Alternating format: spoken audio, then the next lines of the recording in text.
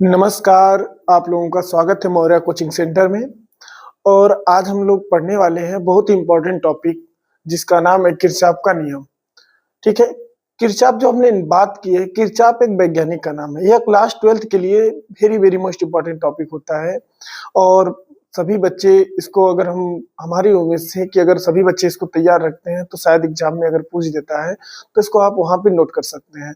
तो आज हम वही बात करने वाले हैं। ठीक है, तो देखिए हम बात करते हैं किरचॉफ के नियम की। तो ध्यान दीजिएगा आप सभी लोग, हेडिंग बना लीजिएगा, किरचॉफ का नियम।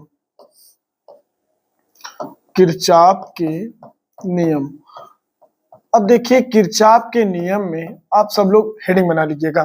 ठीक है, देखो तो यहाँ पे जो किरचॉफ का नियम हमने बताया, तो किरचॉफ के देखिए, किरचॉफ एक वैज्ञानिक है और उस वैज्ञानिक ने क्या किया कि परिपथ जैसे सर्किट होता है, उन सर्किटों को हल करने के लिए और उसको आसान बनाने के लिए इन्होंने अपना एक नियम प्रस्तुत किया। और इन्होंने दो नियम दिया जिन्हें हम किरचॉफ के नियम के नाम से जानते हैं। एक होता है संधि का नियम और दूसरा होता है वोल्टता का नियम। अब देखिए संधि का नियम क्या होता है उसके बारे में हम पहले बात करते हैं।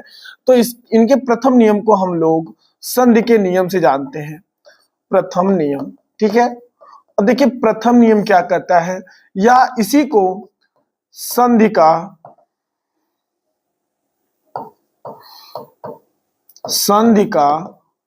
नियम भी कहा जाता है।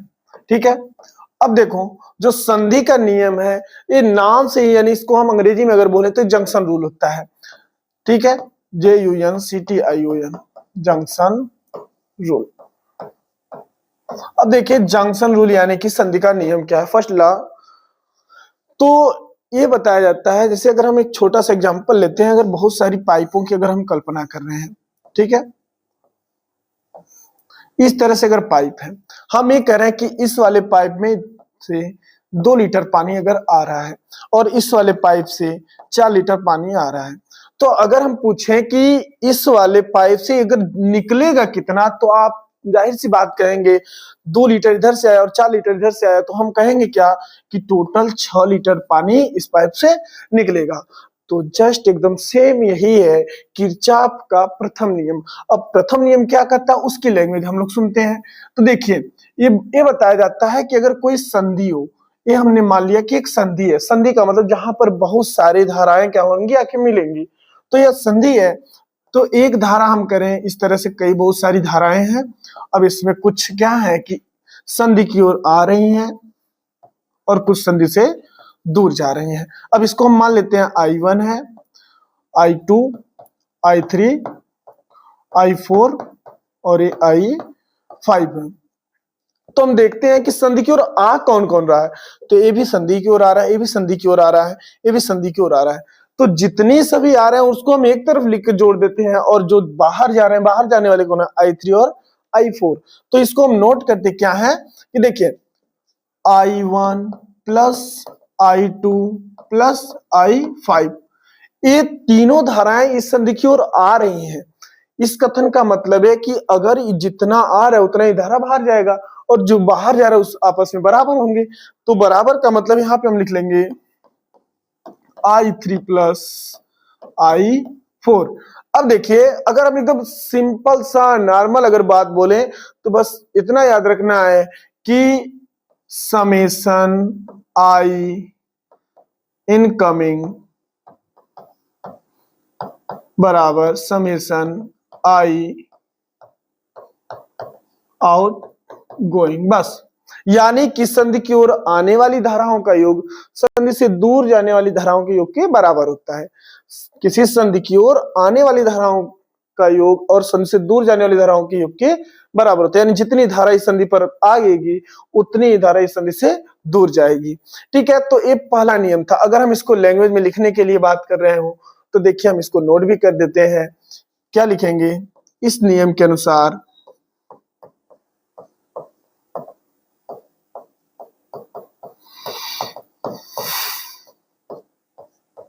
डबल इन्वर्ट कामा में लिखते हैं इसको, जो हमारा नियम है, किसी संधि की ओर आने वाली समस्त धाराओं का योग संधि से दूर जाने वाली समस्त धाराओं के योग के बराबर होता है। यही है, किसी संधि की ओर आने वाली धाराओं का योग संधि से दूर जाने वाली धाराओं के योग के बराबर होता है। और इसको हमने बताया कि आप इस तरह से भी लिख सकते हैं, यानी summation I incoming is equal summation I out going. ठीक है, और याद करने के लिए आप इतना भी बता सकते हैं कि किसी संधि की ओर आने वाली धाराओं का समस्त बीजगणितीय योग शून्य होता है। ये भी कर सकते हैं, यानी कि summation I is equal to 0। ठीक है, चलिए, तो ये था हमारा पहला रूल। आप लोग स्क्रीनशॉट ले सकते हैं। प्रथम नियम यही है कि किसी संधि की ओर आने वाली समस्त धाराओं का योग संधि से दूर जाने वाली धाराओं के बीजगणितीय योग के बराबर होता है। अब हम लोग बात करते हैं अगले इसके टॉपिक की। अब इसका अगला टॉपिक है जैसे किरचॉफ का सेकेंड रूल। ठीक है ना, तो इसको हम किरचॉफ के सेकेंड रूल को देखते हैं। तो ध्यान दीजिएगा सभी लोग, और देखिए ये थोड़ा सा, ये जो नियम है थोड़ा डिफिकल्ट है। डिफिकल्ट का मतलब आसान है, लेकिन फिर भी हम इसको देखते हैं।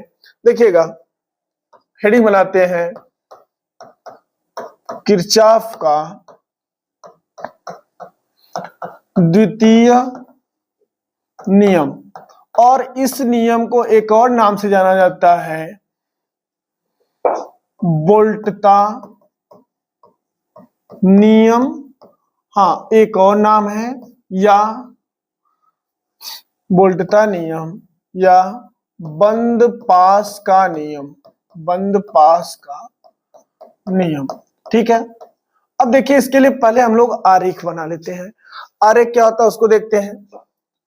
सबसे पहले हम एक जटिल यानी कि एक सर्किट बना ले रहे हैं।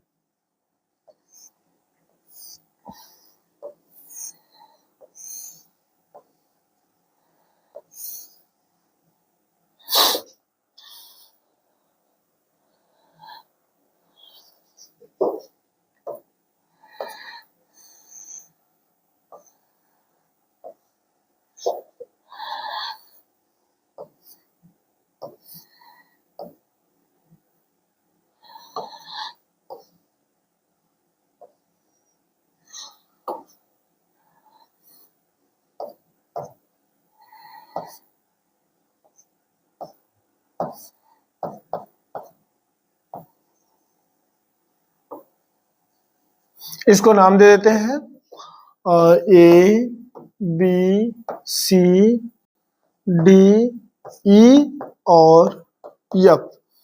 अब इसमें हम मान लेते हैं कि इस पहले सेल के द्वारा इसका जो विद्युत वाहक बल है ए E1 है, और इसका विद्युत वाहक बल क्या है E2 है। इस सेल के द्वारा प्रवाहित धारा हम मान लेते हैं I1 है, और इस सेल के द्वारा प्रवाहित धारा, तो इस सेल के द्वारा अगर I2 निकल रही है तो यहाँ से दोनों आपस में जुड़ जाएंगे, यानी कि संधि की ओर आने वाली धाराओं का योग संधि से दूर जाने वाली धाराओं के योग के बराबर हो जाएगा।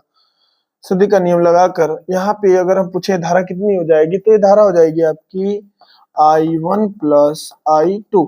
तो ये जो रेजिस्टेंस हमने इनको मान लेते हैं कि ये R1 है और R2 जुड़ा है और ये R3 है। देखिए किरचॉफ का नियम, किरचॉफ का द्वितीय नियम यही कहता है कि किसी भी बंद पास के विभिन्न खंडों में बहने वाली जो धारा होती है, यानी धारा इसमें कितनी बह रही है, इसको हम I1 माने थे। तो किसी भी यानी कि विद्युत परिपथ में, किसी भी विद्युत परिपथ में प्रत्येक बंद पास के विभिन्न खंडों में प्रवाहित धारा और उसके साथ जो प्रतिरोध होता है, इन दोनों का गुणनफल उस पास में लगे विद्युत वाहक बलों के बीजगणितीय योग के बराबर होता है। तो यहाँ पर आप देख सकते हैं कि R1 है और R2 है या R3 है। इसमें तो हमने कह दिया कि R3, और आपको एक बात ध्यान में रखना है कि जिस सेल से जितनी धारा आएगी उतनी ही धारा उसमें रिटर्न भी जाएगी। तो इस सेल से कितनी धारा आ रही थी I2, तो इसको हम क्या लिख लेते हैं I2। इस सेल से कितनी धारा आ रही थी I1, तो इस वाले को हम क्या लिख लेते हैं, इस वाले में कितनी धारा है I1। तो हमने जैसा कि बताया कि